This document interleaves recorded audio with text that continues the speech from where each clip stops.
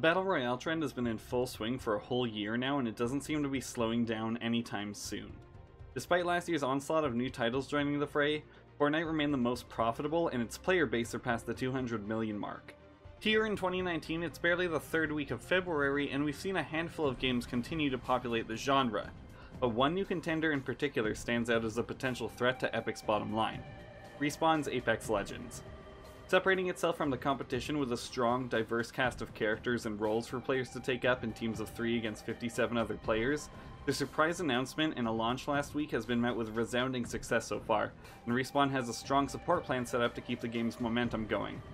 But with innumerable options and counting, should you choose Apex Legends as your Battle Royale roost? Well, you can do what you want, but here's why I'm going to have my feet firmly planted in Kings Canyon for the next few months. At first glance, Apex Legends looks like a mix between Overwatch and Titanfall's more traditional multiplayer modes, and to be honest, that's a pretty fair assessment in a lot of ways. For the most part, it follows the same land, loot, shoot, gameplay loop and formula that the genre is defined by, but it takes Overwatch's focus on charming characters with unique, synergistic abilities in a team-based context, and blends it with Titanfall's sci-fi militaristic atmosphere, as well as the tight gunplay and controls that Respawn are known for. There's already an enormous catalog of unlockable weapon and character skins, as well as banner decorations for players to start accumulating, as the developer clearly recognizes the role that extensive personalization plays in Fortnite's success. That being said, the game doesn't lean on the inherited strengths of its influencers to define its identity, employing useful and creative new mechanics to create an experience fresh enough to keep players interested and invested from match to match. For starters, when you first boot up Apex Legends, you'll be subject to the game's tutorial, which explains how to use its new and intuitive communication system. It's a miracle for those who don't have a microphone or prefer to play without one. Using a single button, players can tag and call out loot, enemies, and other points of interest on the map using their in-game character's voice and a marker that pops up on your teammate's map and HUD. There's even a prompt to thank a teammate when they drop or ping useful loot for you. It's extremely effective, and in the matches I've played so far, players seem eager to get the hang of it. It's easily the single most important and impressive mechanic in the entire game, and I can't wait for other games to rip it off in their own ways. The tutorial will also teach you the rest of the game's familiar mechanics, including how to use your character's unique ability, though it only allows you to play as Lifeline. Some of the other character specials can be a little unclear, like setting up Pathfinder's Zipline. After finishing the tutorial, you can start jumping into matches where you'll be placed into a team with 2 other players and, as is tradition, fight to be the last squad standing. Apex Legends incentivizes players to team up with friends with a 5% bonus to survival time experience, and each match starts with the ritual of choosing your character one at a time out of the available 6, 8 if you bought Caustic and Mirage. You'll have a small window of time to make your decision, and you can see who your teammates are considering choosing to help inform you, but once your time is up, your choice is locked in and you won't be able to change characters mid-match as you can in Overwatch.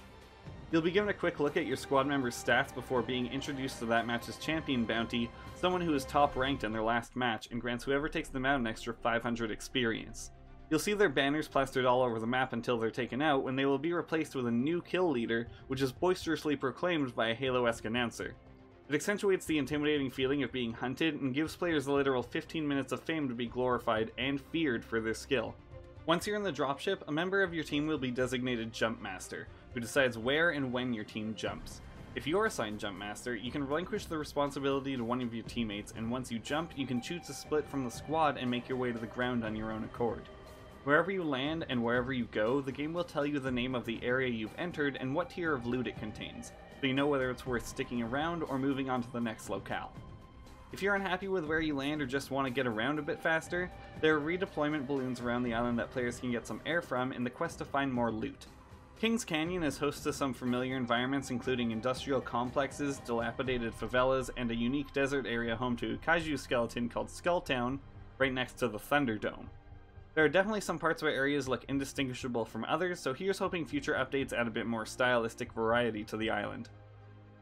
Apex Legends has a wide array of loot to scoop up, though some of the weapons are a little too similar to distinguish from one another at first glance. There are multiple versions of each different weapon type, and it definitely feels excessive. It's a pretty unattractive design choice that a lot of games stumble into, and it's hard to believe players are interested in learning the different names a game has for 5 separate versions of what is effectively the same weapon.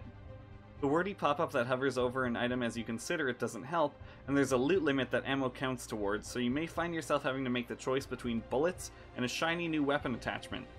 In a time-sensitive game type where you're being hunted, the last thing players want is to be confused by their weapon and to micromanage their inventory, making it a limit that doesn't feel justified in its presence as it doesn't affect strategy, instead just restricting and frustrating the player. Additionally, the game's HUD is pretty busy.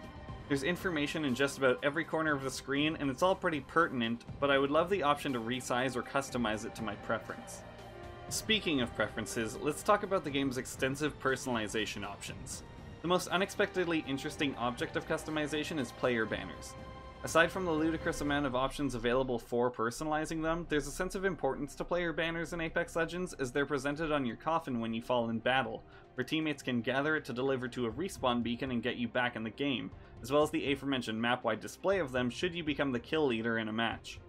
Being a multiplayer game in 2019, everything is unlocked via loot boxes or crafting currency gained from loot boxes, or the game's premium currency that you can use to buy more loot boxes. By the way, this game has loot boxes, but at least it has the decency to show you the probabilities for each level of item rarity. Overall, I found more to enjoy in Apex Legends than to gripe about, particularly in the game's colorful cast of characters. My personal favorites so far being Pathfinder and Mirage thanks to the Overwatch-esque characterization through simple dialogue lines. Respawning works well if you have the patience for it, and if you don't, it's okay to leave once you're down. You'll still be granted experience for what you did accomplish. The ever-enclosing ring isn't too aggressive, which is great, because it's nice to feel like you actually still have a chance if you get stuck in the danger zone. Controls are nice and fluid, as to be expected from the team at Respawn, and there's the option to remap buttons at your convenience should you feel the need to do so. The only thing left for Apex Legends to do right now is to fill the space between skirmishes, something that will likely come with the Battle Pass dropping next month. The game's biggest problem right now is its infancy, but I have a feeling that it'll maintain a dedicated player base and remain a hot title after a few content updates. If you're a fan of the Battle Royale genre or first-person shooters in general, Apex Legends is at least worth giving a shot. And even if you're not a fan of those things, try it out anyways and see if you fall in love with any of the game's lovable characters.